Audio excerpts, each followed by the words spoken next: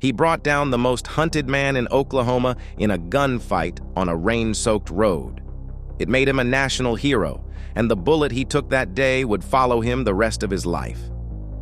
For 1 week in November 1935, a hitchhiking killer had murdered his way across the state, and hundreds of searchers couldn't run him down.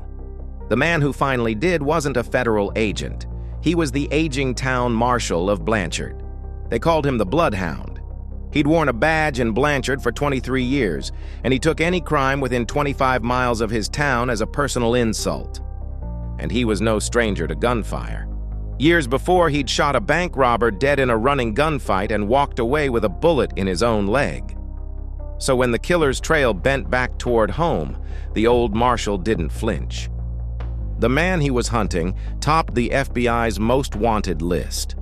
A drifter who climbed into strangers' cars and left bodies behind, at least 5 people across Oklahoma, and his trail was leading straight back to Blanchard.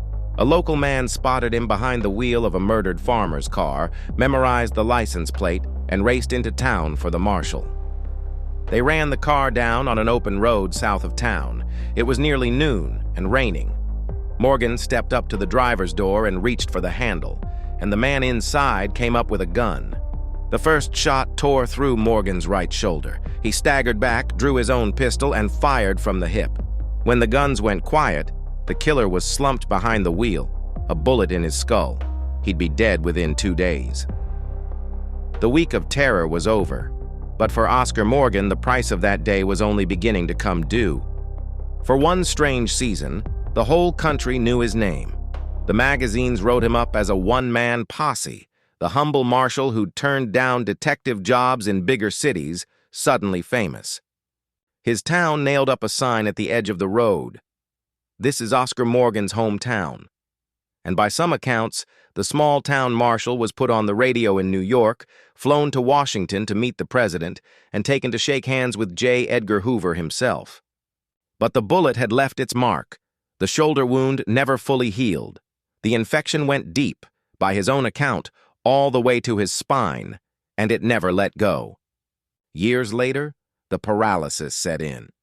The man who'd outdrawn killers spent the last years of his life unable to get out of bed, that bullet from the open road still collecting its debt. The wound from that morning had finally come due. He'd given his health, and at the last his life, to keep one small Oklahoma town safe. In 1948, 13 years after that rainy road, at 64, the Bloodhound of Blanchard was finally at rest. Follow for more true crime stories from Oklahoma.